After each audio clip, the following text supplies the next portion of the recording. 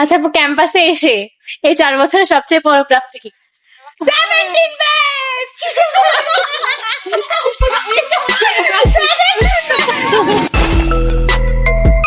Second ইয়ারে আমি ঘুমাইতেছিলাম দুপুরবেলা, হঠাৎ করে জাহিদ আমার ফোন দিয়ে বলে, কাকা আমি তো বিয়ে করতেছি। নিহা হচ্ছে হাঁটার সময় ওকে ঢু মেরে বাস্তবে ফিরে আনতে হয়। নিহা এদিকে থাকা, এদিকে শোন।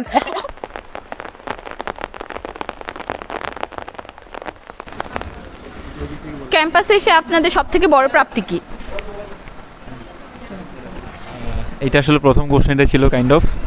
সবচেয়ে বড় প্রাপ্তি হচ্ছে যে আমার কিছু ভালো বন্ধু পাওয়া। আমাদের একটা সার্কেল ছিল, এই সার্কেলটাই আমরা, যদিও আশেপাশে অনেক ফ্রেন্ড ছিল, ডিপার্টমেন্ট নন ডিপার্টমেন্ট, বাট এই কয়েকজনে হচ্ছে যে আসলে সবচেয়ে বড় প্রাপ্তি বলবো। আর সবচেয়ে বড় প্রাপ্তি আরেকটা আছে, ওইটা বলা যাবে না। ভাই এইটাই তো বেশি স্পিল করা দরকার। এইটা একটু অল্প করে না, একটু বলে। না না, এটা বলা যাবে না। খুশি হবে তো। আচ্ছা, সো সবার জীবনে একটা প্রেম আসে। তো ইউনিভার্সিটি হচ্ছে যে শেষ করার একদম শেষ মুহূর্তে আমার জীবনে একটা প্রেম আসছে। সো এইটাও একটা প্রাপ্তির খাতে, এটা অপ্রাপ্তি ছিল, তো সেটার এখন আর নাই। না 10 বছর পর যদি আপনাদের বাচ্চা কাচ্চাদের বলতে হয় এই ক্যাম্পাস নিয়ে কিছু স্মৃতি বা কোনো কথা, তখন আপনারা কি বলবেন? আচ্ছা, আমি বলবো যে এই যে গত টুর্নামেন্টে আমাদের অ্যাপ্লাইড ম্যাথ হচ্ছে চ্যাম্পিয়ন হয়েছে, এই জিনিসটাই আমি বলবো। আর এই টুর্নামেন্টে আমি ম্যানেজার হিসেবে ছিলাম। পরে বলতে হইলে আসলে সবার আগে এই 7 জনের কথা বলবো। আমাদের এই গ্রুপটা অনেক স্মৃতি, একসাথে ঘুরছি ফিরছি, 29 খেলা শিখছি। এটা হয়তো আমি আমার পোলাপান্ডের শিখাবো ওদের কথা মেনশন করে। ওরাই আমাদের গুরু হচ্ছে আমাদের রিমন, সে আমাদেরকে মেনলি শিখাইছে। ঠিক আছে, হ্যাঁ এটাই আমাদের এই 7 জনের কথাটা আমি বলবো। আচ্ছা, এরা যেমন বলছে যে আসলে 10 বছর পরে কাদের কথা বলবো, আমারও সেম। আসলে এই 7 জনই আমার ক্যাম্পাসে সবচেয়ে বেশি টাইম আমার সাথে ছিল, বা আমি ওদের সাথে টাইম স্পেন্ড করছি। এখন আসলে এই 7 জনের কথা বলতে গেলে আমাদের একটা মানে এই গ্রুপটা আসলে কীভাবে ক্রিয়েট হয়েছে এটা একটু বলা দরকার আর কি। এই গ্রুপটা একটা আসলে অন্যভাবে হয়েছিল। মেনলি প্রত্যেকটা ব্যাচেরই তো একটা নাম থাকে। তো আমাদের ব্যাচের হচ্ছে যখন কথা হচ্ছিল যে আসলে কী নাম দেওয়া যায়, তখন মানে কেউ হচ্ছে একটা পোল ক্রিয়েট করা হয়েছে গ্রুপের মধ্যে। পোল হচ্ছে কেউ দিছে হচ্ছে ক্যালকোলিক্স 15, যেটা এখন বর্তমান নাম, নিহা দিছিল এটা। এবং আমি দিছিলাম ইন্টিগ্রাল 15। এবং আরও অনেকগুলো নাম দিছিল, মোটামুটি 6-7টা নাম। এখন হচ্ছে 2টা ভোটের জন্য আসলে ও আমার উপরে বা আমি ওর নিচে, কারণ আমি এডেন অক দিছি যে একটা ভোট দেয় যাতে আমি জিতে যাই, তো ইন্টিগ্রাল 15 হয়। এখন তখন হয়েছে আমার ফ্রেন্ড নাইম, তার যখন বললাম যে তুই একটা ভোট দে, আমি তাহলে মোটামুটি 1 বা 2 ব্যবধানে জিতে যাই। সে বলে যে এইসব ক্যালকুলাস 15 ইন্টিগ্রাল দিলে হবে না, আমাদের গ্রুপের নাম যদি হয় সোনার 15, তাহলে হচ্ছে কি আমি ভোট দেবো। তখন আমি ফারদিনকে একটু জানালাম কী করা যায়। ফারদিন বলে যে ওকে, তাহলে আমরা 7 জন যেটা আছি 7 জন মিলে একটা গ্রুপ ক্রিয়েট হয়ে যাক, ওইটার নামই সোনার 15 দিই। এবার যাই হোক, এটা নিয়ে একটা এই আর কি, এভাবে আসলে এখানে এইসব কথাবার্তা হয়েছে আর কি। ওকে, 10 বছর পরে যদি কথা বলতে হয়, অবশ্যই এই বাকি 4 জন যেটা বললো ওইটাই আমি বলবো। আমি সবসময় ওদের কথা সব জায়গায় মনে করার চেষ্টা করি, কারণ ওদের থেকে আমি অনেক কিছু শিখছি। আমি লাইফে অনেক বেশি স্ট্রং হয়েছি শুধুমাত্র এই 7টা মানুষের জন্য।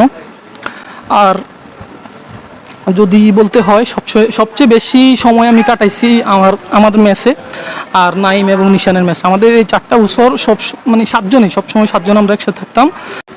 10 বছর পরে আসলে মানে যে জিনিসটা সবচেয়ে মিস করব সেটা হচ্ছে যে, সবাই তো বলছে হচ্ছে যে আমি আমার মানে ফ্রেন্ড সার্কেলদের মিস করব। বিশেষ করে আমি মিস করব হচ্ছে যে রিমনকে, হচ্ছে যে আমরা সবাই মিলে পচাইতাম। এই বিষয়টা আমি মানে অনেক বেশি মিস করব। মানে ওরে বেশি পচাইতাম, মানে শেষে আবার হচ্ছে যে ফারদিনকে তার মানে হচ্ছে যে একটা বিশেষ বৈশিষ্ট্যের কারণে হচ্ছে যে আমরা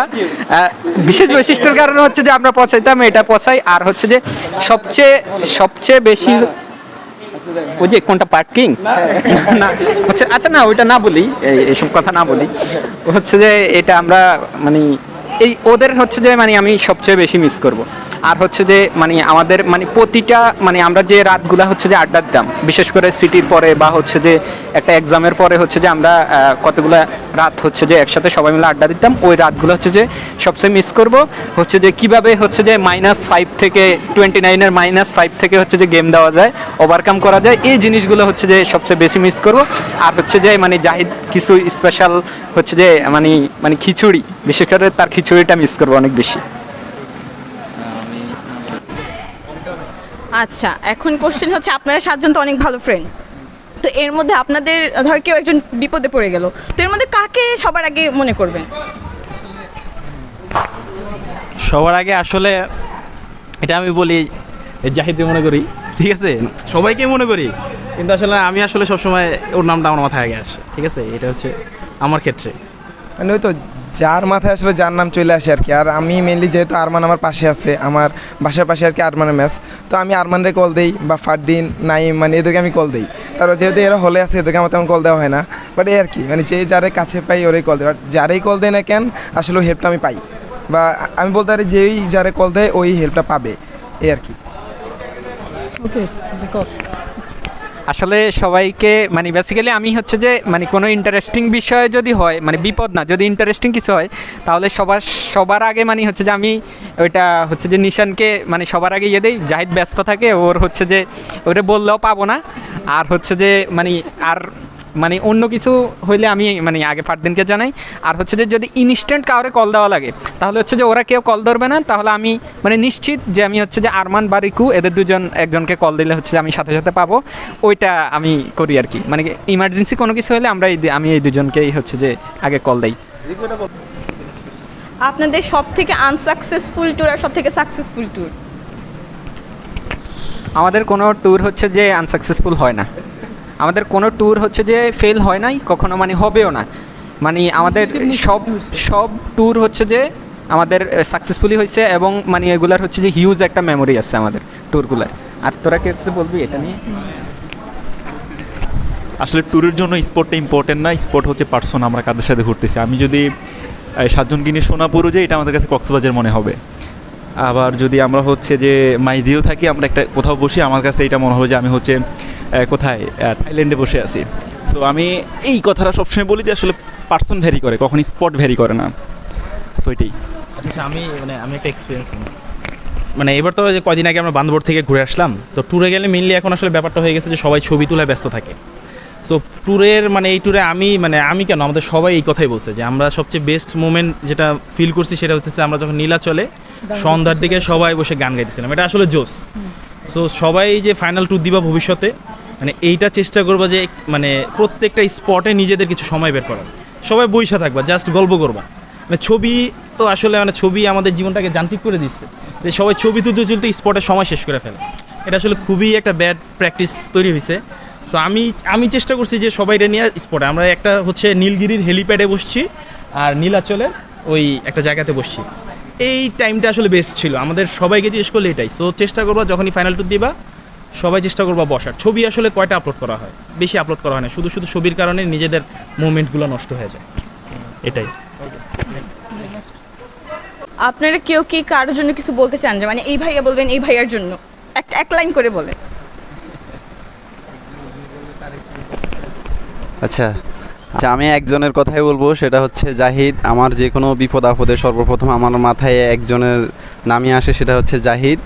যে কোনো বিপদ আপদ বলো, যে কোনো হেল্প লাগলে আমি জাহিদকেই কল দিই এবং সব কিছু জাহিদকে জানাই। আমার সব সিক্রেট সর্বপ্রথম জাহিদে জানি, এটাই হচ্ছে মেন কথা। কি সিক্রেটটা কি এটা বলো। সিক্রেটটা কি যেটা আমি জানার আগে কেউ জানে না, বলো সিক্রেটটা কি? সিক্রেট হচ্ছে তুমি তো আমাকে বলো না যেটা সিক্রেট, এটা তো তুমি আমাকে বলো না, আমি জানছি পরে। মানে সিক্রেটটা কি বলো না, অবশেষে তো জানছো তাই না?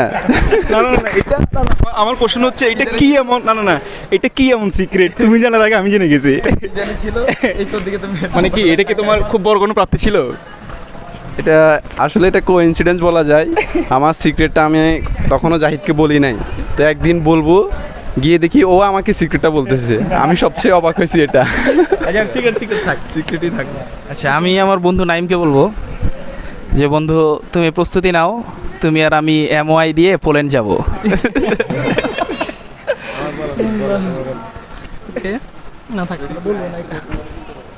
আচ্ছা, আমি হচ্ছে যে বলবো ফ্রাঙ্কলি বলি বিষয়টা হচ্ছে যে আমি বলবো হচ্ছে যে নিশানকে। তো নিশান হচ্ছে যে মানে আন্টি আঙ্কেলকে মানে হচ্ছে যে প্রচুর ধোঁকা দেয়, এবং হচ্ছে যে 2-3 বার হচ্ছে যে সে অনেকবার ধরা খাইছে, যে আন্টির কাছে আঙ্কেলের কাছে সে অনেকবার ধোঁকা খাইছে। তারপরে হচ্ছে যে ও এগুলো করে বসে, তারপরে হচ্ছে যে ওইগুলার হচ্ছে যে ফিটিং দিতে হয় আমারে। সো আমি এটা নিয়ে অনেক প্যারা খাইছি, আর তুই ভাই আর এগুলো করিস না।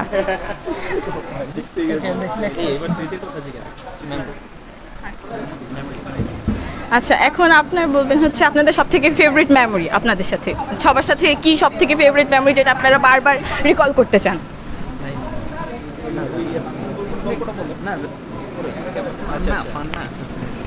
আচ্ছা, মেমোরিজ হচ্ছে একটা ফানি মেমোরি বলি আর কি, হচ্ছে সেটা হচ্ছে যে এটা মেবি সেকেন্ড ইয়ারে আমি ঘুমাইতেছিলাম দুপুরবেলা, হঠাৎ করে জাহিদ আমার ফোন দিয়ে বলে, কাকা আমি তো বিয়ে করতেছি। আমাকে কি কস? হ তো কই আসোস? আমি কাজী অফিস। কাজী অফিস, আচ্ছা ঠিক আছে, তাড়াতাড়ি আয়, তোর সাক্ষী হওয়া লাগবে। আমি ঠিক আছে যাই, বিয়ে করতেছে, দৌড় দিলাম রিক্সাতে উঠা কোনো মতে, গিয়ে দেখি পাত্র তো সে না, পাত্র তার এক বন্ধু তার প্রেমিকাকে নিয়ে এসে পড়ছে। তো এরপরে ওইখানে আমরা উপস্থিত ছিলাম, আমি, জাহিদ, শুভ, জ্যোতি আর তিশা। তো আমরাই ছিলাম উকিল, জাহিদ হয়েছে, ও রিমন ছিল। এরপর আমরা হচ্ছে 4 জন হইলো উকিল, জাহিদ হইলো উকিল বাপ।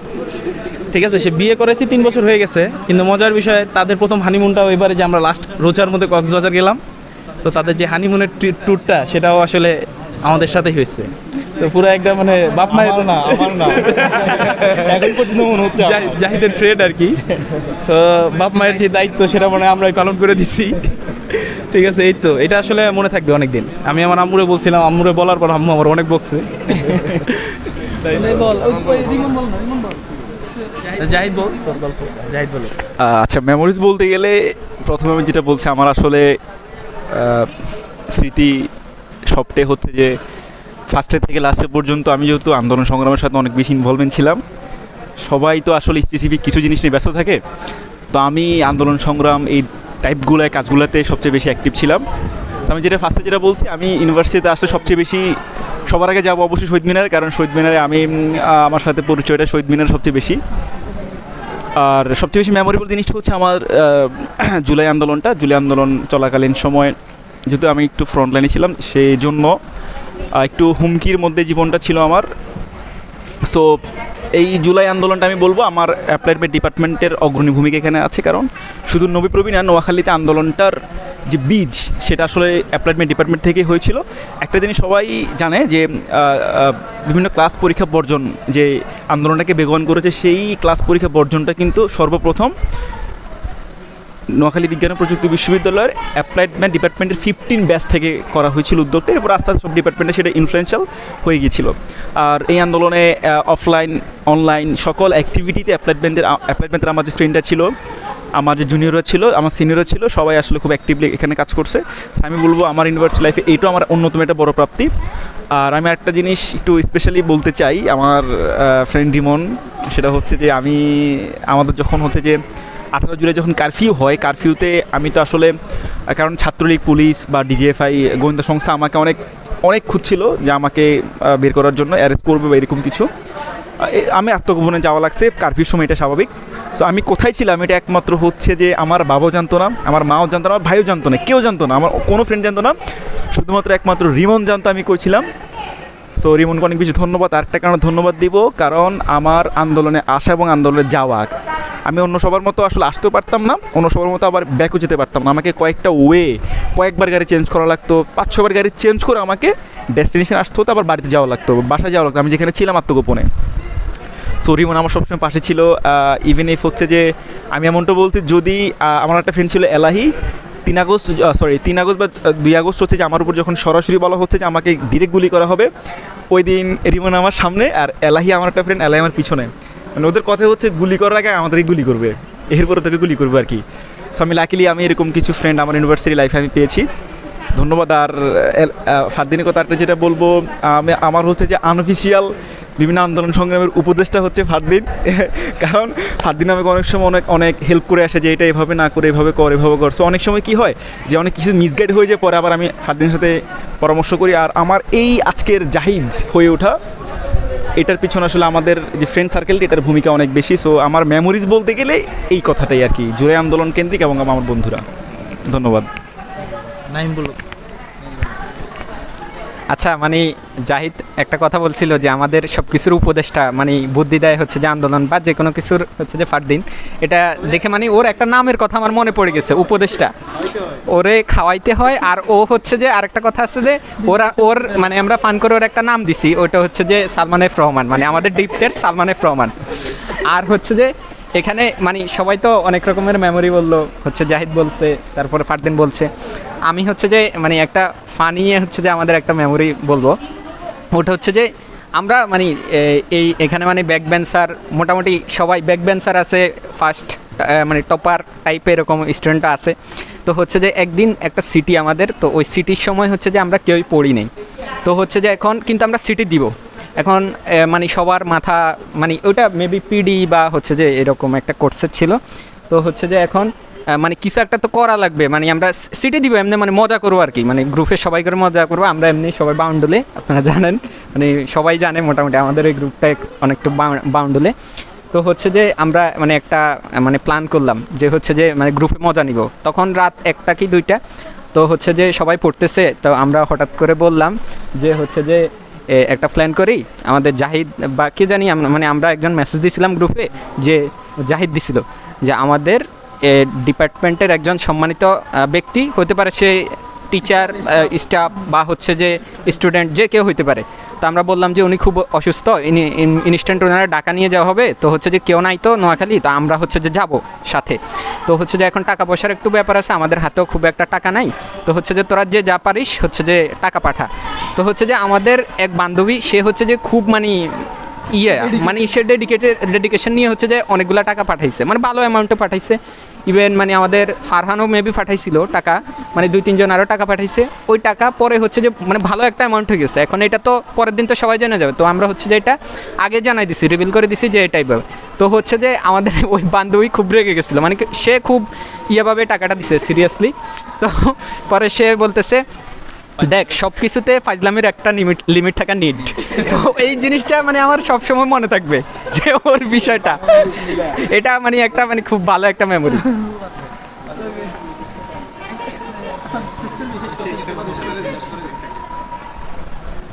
সো আমি সেটা কথা বলবো। সাধারণত ক্যাম্পাসে হচ্ছে যে সার্কেলগুলো হয়, টপারদেরকে নিয়ে সার্কেল হয়, ব্যাক বেঞ্চার নিয়ে সার্কেল হয়, বা অ্যাভারেজ স্টুডেন্টের সার্কেল হয়। বাট আমাদের সার্কেলটা হচ্ছে পুরো একটা মিক্সচার একটা সার্কেল। আমাদের এই সার্কেলে আপনারা হচ্ছে যে ডিপার্টমেন্টের মানে টপার স্টুডেন্ট পাবেন, এখানে হচ্ছে ব্যাক বেঞ্চার স্টুডেন্ট, আমি নাম মেনশন করবো না, one of the topper student এখানে আছে, সারাদিন শুধু পড়তে থাকবে, অলরেডি আইএলটিএস দেওয়া হয়ে গেছে। এবং হচ্ছে যে ড্রপ আউট স্টুডেন্ট এখানে পাবেন, মানে দ্যাট মিনস হচ্ছে যে ব্যাক বেঞ্চার। আবার হচ্ছে যে খুব ভালো কি বলে পরামর্শ দিতে পারে ওই স্টুডেন্ট পাবেন। এবং একটা জিনিস হচ্ছে যে প্লে বয়, মানে সব আপনি আপনার হচ্ছে মাথায় একটা জিনিস আসবে যে আমার এরকম একটা লোক দরকার, আপনি আমাদের 7 জনের মধ্যে একজনকে রিকল করবেন, সেটা পেয়ে যাবেন। সো মানে আমার কাছে এটা সবচেয়ে ভালো লাগে যে আমি এমন একটা সার্কেলের সাথে আমার ইউনিভার্সিটি লাইফটা কাটাতে পেরেছি। আপু আপনাদের সবার কাছে কিছু কোয়েশ্চেন ছিল, বলো। আচ্ছা 1 বাই 1 তাহলে। আচ্ছা আপু, ক্যাম্পাসে যখন ফার্স্ট এসেছিলেন আপনাদের কেমন অনুভূতি ছিল? অনুভূতি প্রথমত নোয়াখালীর রাস্তাঘাট দেখে খুবই বাজে অনুভূতি ছিল। আমার ছিল যে এখানে আমি সার্ভাইভ করবো কিভাবে, একে তো পানি খুবই খারাপ, রাস্তাঘাট খুবই খারাপ, আর ক্যাম্পাসও যে খুব বেশি পছন্দ হয়েছিল আমার এরকম না। তো একটু লাগছিল যে মানে, বাট একটা জিনিস ভালো লাগছে, কারণ আমার সবসময় ম্যাথে পড়ার ইচ্ছে ছিল, একদম ছোটবেলা থেকে ম্যাথে পড়ার ইচ্ছে ছিল অনেক। তো এই কারণে হচ্ছে যে ম্যাথের কারণে আমি এখানে রয়ে গেছি, আমি এখানে আছি। বাট যদিও এটা আমার math was my first love, but হচ্ছে যে আস্তে আস্তে এখন কাইন্ড অফ এক্স হয়ে গেছে, সেখানে নিয়ে দিচ্ছে আমাকে পড়াশোনায়, মানে এখানে যেই অ্যাসপিরেশন নিয়ে আসছি ওইটা অ্যাকচুয়ালি পাই নাই এই ডিপার্টমেন্ট থেকে। আচ্ছা আচ্ছা, নোয়াখালী যে সার্ভাইভ তো করে ফেলেছে, তাহলে সার্ভাইভ করার রিজনটা কি? সার্ভাইভ করার রিজন মেইনলি হচ্ছে ভ্যাকসিন। সবারই না, আমার হচ্ছে আসছি, পড়তে হবে, পাশ করে যাইতে হবে, দ্যাটস ওয়াই পড়তেছি। হ্যাঁ, এটা কি সার্ভাইভ করার কারণ? না, আমার রেজাল্টটা লাগবে তো। আমার কারণ হচ্ছে ফ্রেন্ড সার্কেল। আমারও ফ্রেন্ড সার্কেল কাইন্ড অফ ওরা না থাকলে কিভাবে পসিবল না, ছাড়া তো কারণ ওয়ান এন্ড অনলি রুমমেটস। আচ্ছা আপু, আচ্ছা নোয়াখালী ছেড়ে যাওয়ার পর কাকে সবচেয়ে বেশি মিস করবে? ফ্রেন্ড সার্কেল, ক্যাম্পাস প্রত্যেকদিন বিকালবেলা যে বের হওয়াটা, এটা সবচেয়ে বেশি মিস কর। একসাথে বসে আড্ডা দেওয়া, যখন তখন যাকে খুশি ডাকা, তারপরে এখানে পরিস্থিতিতে সবাইকে পাওয়া, ওগুলো এখানে একটা ফ্রিডম। আমি ভাবছিলাম ক্লাসরুম মিস করব না, কারণ ক্লাসরুম আমার খুবই ডাল লাগতো, মানে এটা খুবই ডাল একটা জায়গা লাগতো, বাট মনে হচ্ছে এটাও মিস করবো। ওভারঅল সব করিডোর মিস করাই লাগে। হ্যাঁ আমি আমার রুমটা মিস করি। আচ্ছা হ্যাঁ এটা আমি মাস্ট এটা আচ্ছা আপু, এই পর্যন্ত কে কয়টা প্রপোজাল পেয়েছেন? এগুলো কি বলা যায় নাকি? একটু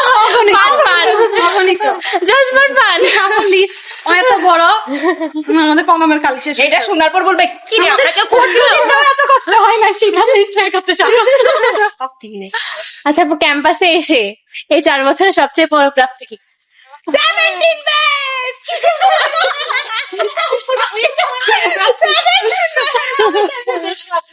আচ্ছা আপু, ক্যাম্পাস ছেড়ে যাওয়ার পর সবচেয়ে বেশি কাকে মিস করবেন? কাকে মিস করব?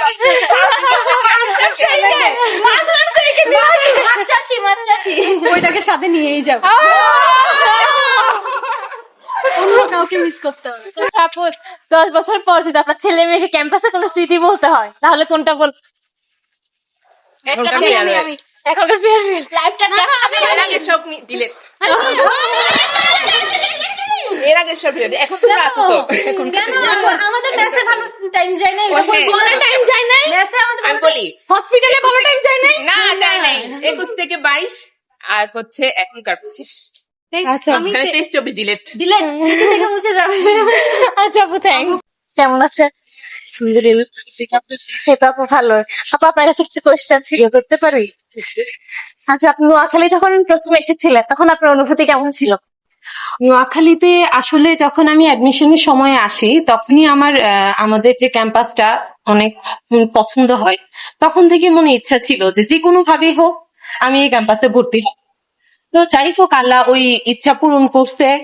এখন আসার পরে ফার্স্টে হচ্ছে তো খুবই একা লাগছে।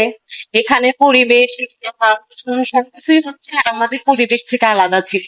আর প্রথমত আমি হচ্ছে আম্মু আপু ছাড়া কখনো বাসার বাইরে একা ছিলাম না। তো প্রথমে অনেক নার্ভাস লাগছে, তারপর যখন ওরিয়েন্টেশন হইলো, ফ্রেন্ডদের সাথে পরিচয় হইলো, তখন দেখলাম যে না, সবাই হচ্ছে সবার মেন্টালিটি অনেক ভালো, সবাই অনেক মিশুক, যার কারণে হচ্ছে মানে পরবর্তীতে মানায় নিতে খুব সহজ হয়েছে বিষয়টা। আচ্ছা আচ্ছা, আমার সেকেন্ড কোয়েশ্চেন ছিল, কোন জুনিয়র যদি আপনাকে এখন প্রপোজ করে তাহলে কি করবেন? না, জুনিয়র প্রপোজ করলে অবশ্যই জিনিসটা মানে সুন্দর বা হচ্ছে মনে হবে যে কোন কারণে করছে নিজেও জানি না। তবে জুনিয়র প্রপোজ করলে অ্যাকসেপ্টেড হবে না, তবে জিনিসটা নিজের কাছে অনেক ভালো লাগে। আচ্ছা আপু, থ্যাংকস আপু, থ্যাংকস আপু। আচ্ছা ভাই, নোয়াখালী যখন প্রথম এসেছিলেন তখন আপনার অনুভূতি কেমন ছিল? নোয়াখালী মানে আমার কাছে নতুন একটা জায়গা, একদম ইন্টার লাইফের পর থেকে।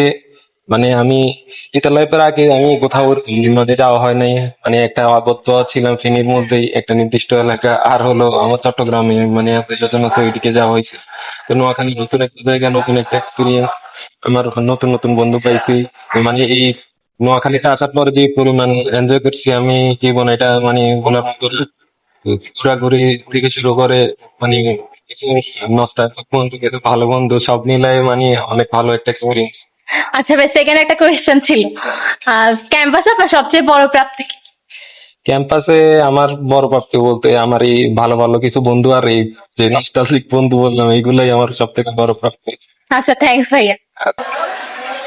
স্মরণীয় দিন বলতে প্রথম দিনটাই স্মরণীয় ছিল, সেদিন সবাই হঠাৎ মানে সবার সাথে দেখা বা নতুন একটা এক্সপিরিয়েন্স নেওয়ার ক্ষেত্রে মজার বলতে বা ইন্টারেস্টিং বলতে প্রথম দিনটাই ছিল। এছাড়া বাকি দিন খুব একটা মনে রাখার মতন ছিল না। আচ্ছা ভাইয়া, ক্যাম্পাসে এসে আপনার মানে এই 4 বছরের সবচেয়ে বড় প্রাপ্তি কি মনে হয়? প্রাপ্তি জি, প্রাপ্তির থেকে তো প্রাপ্তি এখানে নতুন একটা এক্সপিরিয়েন্স নেওয়া, সবার সাথে মেশা, কিছু ক্লোজ ক্লাসমেট পাওয়া, ভালো একটা বন্ডিং তৈরি করা, জুনিয়র ছিল কিছু, সিনিয়র ছিল, এদের সাথে মেলামেশা, আর নতুন একটা পরিবেশের সাথে যে মেলামেশা হয়েছে, নতুন এক্সপিরিয়েন্স নেওয়া হয়েছে, এটা একটা প্রাপ্তি। আচ্ছা আচ্ছা, ঠিক আছে, থ্যাংকস ভাই। নোয়াখালীতে আসার পর আপনাদের প্রথম অনুভূতি কি ছিল? আমি নোয়াখালী আমি যখন এডমিশন টেস্ট দিছি, তারপর হচ্ছে আমার জাস্ট সাবজেক্ট লাগতো, পরিসংখ্যান আর ম্যাথমেটিক্স দুইটা ছিল। পরে আমি আব্বু আমাকে বলছে পরিসংখ্যান নিতে, কিন্তু আমি জোর করে হচ্ছে ম্যাথমেটিক্স নিছি, কারণ ম্যাথ আমার অনেক ভালো লাগে। আর নোয়াখালীতে আসার পর অনুভূতি বলতে না, আসার পরেই আমি রিলেশন শুরু করে দিয়েছি। যা ছিল ওর সাথেই, আর অনুভূতি নাই। ভার্সিটির পড়াশোনা থেকে রিলেশনশিপ নিজের পার্সোনাল লাইফ নিয়ে বেশি সিরিয়াস ছিল, এই জন্য আর অন্যদিকে মনোযোগ দিতে পারে না বেচারি। বলতে মানে আবেগের ঠেলায় কান্নাকাটি করতাম, তো আবেগে বশভূত হয়ে আরেকজনকে মন দিয়ে দিছি, পরে ওকে নিয়েই আসি, এই আর কি। আচ্ছা, আপনার সবাই বলে মেয়েদের ফ্রেন্ডশিপ অনেক বেশি টক্সিক, মেয়েরা সাপ। আপনার মানে এমন কে যার জন্য আপনার মনে হয় যে এই থিওরিটা একদম ভুল? থিওরি ভুল আছে, কারণ আমি যদি বলি করোনার সময়কালীন একটা গ্যাপ আমাদের মধ্যে চলে আসছে, যার কারণে আমাদের মধ্যে অনেকটা ডিস্টেন্স আসছে। বাট যখন আমরা হলে উঠছি, হলে ওঠার পর কিন্তু বলতে গেলে শেষের দিকে আমরা যে হলে আসি, যে 6-7 জন, আমাদের বলতে গেলে বন্ডিংটা অনেক স্ট্রং হয়েছে। এক একজনে কিন্তু এই যে ও আমাদের উপর হুকুম চালায়, ও আমাদের উপর লাউডলি বলে, এগুলো আসলে দরকার আছে। এগুলো যদি না করতো না, তাহলে হচ্ছে ঠিক টাইমে আমরা ঠিক কাজটা করতাম না। তো ফ্রেন্ডশিপ যে টক্সিক হয় মেয়েদের, এটা টোটালি আসলেই ভুল। আমাদের ক্ষেত্রে ভুল, মানে আমাদের 6 জনের ক্ষেত্রে ভুল। আমি, আফরা, শিখা, আর হচ্ছে আছে তিশা, নিহা আর নিশাদ। হ্যাঁ, আমাদের গ্রুপও আছে আবার। না, আমরা আসলে টক্সিক বলবো না, এই মারামারি করতেছি, এই একসাথে আড্ডা দিচ্ছি, এই ডাকাডাকি করতেছি কারণ না। যেমন আমি কিছু করলে ও চিল্লায়, এবার আমরাও চিল্লাই, এবার আমরা তো আসি সবার এটা কর মানে জোর করতেছি, কিন্তু কেউ মন খারাপ করতেছে না। আবার দিন শেষে যত মারামারি, যত ঝগড়া বা যত যাই কিছু একসাথে 6টা। আমাদের রিসেন্টলি হচ্ছে জিনিসগুলো আরও বেশি, যে একটু চান্স পাইলেই রাতের বেলা সবাই চলে আসো, খেলা খাওয়া, ও যে রান্না করে পাস্তা নুডলস যেগুলো একটা মজা হয় অনেক, তো ও খাওয়ায়, আমরা খাই আর খেলি। এই লাস্ট 6 মাসটা আসলে অনেক বেশি। পুরো ভার্সিটি লাইফে যেই পরিমাণ মেমোরি গ্যাদার করতে পারছি কিনা আমি জানি না, বাট এই 6 মাসে এত পরিমাণ মেমোরি নিয়ে যাচ্ছি, আমার মনে হয় যে মেমোরি যদি একটা বই লিখতে যাই হবে না, কলম আর পেজ দুটোটাই শেষ। আপনাদের মধ্যে সব থেকে বেশি gossip queen K? Not me. আমাদের যে গ্রুপটা আছে ওখানে আসলে আমরা গসিপ করি না, মানে আমরা হচ্ছে কারোর পিছনে কথা বলে এটা খুব অপছন্দ করি। আমরা নিজেদের ডিপ্রেশন নিয়ে কথা, আমরা বেশিরভাগ সময় ডিপ্রেস থাকি, ডিপ্রেস সোল আমরা আসলে এক একটা। তো ওইরকম গসিপ কুইন আসলে কেউ নাই। 100% কাউকে খুব বেশি রোস্ট করে নষ্ট করি না, আবার কাউকে একেবারে ছাড়ও দিতে দেয় এমনটাও না। মানে আমরা ফুললি হচ্ছে ওনাকে আজকে ওকে নিয়ে কথা হচ্ছে তো ও শেষ, আমাকে নিয়ে কথা হচ্ছে আমি শেষ, মানে যাকে পাচ্ছি তাকেই স্পেসিফিকলি সবসময় ওকে নিয়ে করবো ওরকম আমাদের মধ্যে নাই। বাট আমাদের ডেইলি টপিকে শিখা থাকে সবসময়। আমার থাকে একটাই রিজন, আমি কিছু বললে ও চিল্লাবে, নিহা আছে ও আরো চিল্লাবে, নিশাদ বলবে, নিশাদের সাথে আমাদের একটু ইয়া হয়ে যায়, ঝগড়ায় না। শিখা তুই কিন্তু বেশি চিল্লাচ্ছিস, আমি এটা করতে পারবো না, সব হুকুম আমার উপরেই চালাতে পারো, অন্য কারোর উপর তো চালাতে পারো না। নিশাদের অলওয়েজ এই ব্লেমটা থাকে আমার উপর। আপনারা যখন নোয়াখালী ছেড়ে চলে যাবেন সব থেকে বেশি মিস কাকে করবেন? চিড়িয়াখানাকে। এখন কোশ্চেন নিশ্চয়ই করবি না যে চিড়িয়াখানাকে, কারণ আমরা চাচ্ছি না রিলিভ করতে, বাট চিড়িয়াখানাকে খুব বেশি মিস করবো।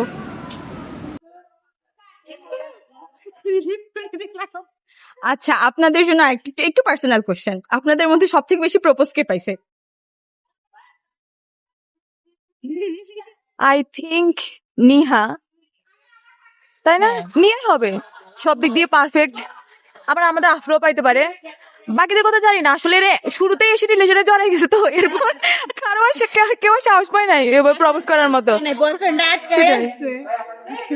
আগামী 10 বছর পর যদি ক্যাম্পাস নিয়ে কোনো মেমোরি আপনার বাচ্চা কাচ্চাকে বলতে হয়, তখন আপনারা কি বলবেন? আমি তো শুরুতে আমাদের হলের কাহিনী বলবোই। আমাদের 6 জনের যে গ্রুপ ছিল সেটা তো মাস্ট বলতেই হবে, কারণ আমরা এখানে বেস্ট টাইমটা স্পেন্ড করছি আমাদের হলে। আর হচ্ছে হলের বাইরে আসলে আমার ডিপার্টমেন্টে আমার ফ্রেন্ড আছে, বিশেষ করে ছেলেদের মধ্যে আরমান, সে তো চলে যাবে কয়েকদিন পরই। বাট আমরা যারা এখানে এমএসসি করতেছি তারা তো আসি, বাট ওদেরকে তো আমরা আর কখনো পাবো না। তো আসলে ওদেরকে অনেক মিস করা হবে, বিশেষ করে আরমানকে। এই যে আজকে যেমন আমি শাড়িটা পরে আসি, সেটা কিন্তু আরমানেরই গিফট করা। তো ও আমার আসলে ছেলেদের মধ্যে সবচেয়ে বেশি ক্লোজ ফ্রেন্ডও, তো ওকে বেশি মিস করবো, আমার চিড়িয়াখানাকে মিস করবো। আর ডিপার্টমেন্ট বললে আসলে সেটা নিয়ে আসলে কিছু বলতে চাচ্ছি না, আসলে ডিপার্টমেন্টের সাথে অ্যাটাচমেন্ট নাই। বলতে গেলে ডিপার্টমেন্টের স্পেসিফিক মানুষদের সাথে অ্যাটাচমেন্ট আছে, বাট ওই পুরা ডিপার্টমেন্ট ওটা আসলে মিস করার মতো আমার মনে হচ্ছে না। আমি হ্যাঁ আমারও নাই, টোটালি নাই ফোর ডিপার্টমেন্ট। ও হ্যাঁ কি বলো আমি তোকে খাওয়াই যাবো, তুই আমার আর বেজ্জতি করিস না। মানে আপনার কাছ থেকে আমি আপনার একটা কাজ করে দিয়ে কমিটমেন্ট নিয়েছিলাম, তার কাছে আমি খাবো। দীর্ঘ 3 বছর ধরে তার কাছে সে খাইতে চায় এবং সে আমাকে খাওয়ায়। তো আর আছে 2 দিন, সো 2 দিন আপনাকে সময় দিলাম। 2 দিনের মধ্যে সে যদি তার কথা রাখতে পারে তাহলে রাখলো। না আমি খাওয়াই যাবো সত্যি? হ্যাঁ তোকে অবশ্যই আমি খাওয়াই যাবো, তোকে খাওয়ানো ছাড়া আমি যাইতে দিব না। অপেক্ষায়। তো ফারদিন ভাইয়ের জন্য অনেক শুভকামনা যে 2 দিনের মধ্যে যদি আফরাপু কোনো ট্রিট দিতে পারে আর কি। আপনারা জুনিয়রদের জন্য যদি কিছু বলতেন। জুনিয়রদের জন্য এটাই বলবো, তোরা হচ্ছে সবাই মেয়েদের যেটা গ্যাং কর, আর হলে যদি থাকোস তাহলে হচ্ছে একজন আরেকজনের কাছে যা, বসে আড্ডা দে। আমরা মেয়েদের বলতে গেলে সত্যি করে মেয়েরা কখনো একটা ট্যুর দিই নাই। কেন দিই নাই? কারণ বন্ডিংটা হইতেই দেরি হয়েছে। আমি একটা রিলেশনশিপে চলে গেছি, ওরাও ওদের মতো করে ফ্রেন্ডশিপ নিয়ে। রিলেশনশিপে গেছে ভালো কথা, যা না ভাই না করছে কে আমাদেরকে ছাইরা জানো না। আজকে আফরা এখানে থাকবি? হ্যাঁ হ্যাঁ থাকবো 5 মিনিট পরে কই চলে গেছে। আচ্ছা চল না আমাদের সাথে। আর যাচ্ছি দাঁড়া 5 মিনিট আসতেছি। আফরা কোথায়? নাই। আফরা প্লিজ চল না, তোর সময় হবে এখানে? না রে আজকে আমি খুব অসুস্থ, এখন বাইরে হতে পারবো না, ভালো লাগছে না। আচ্ছা আফরা মনে অসুস্থ, চল রুমিকে দেখেছি। কোথায়? ডঙে। ও হচ্ছে এরকম।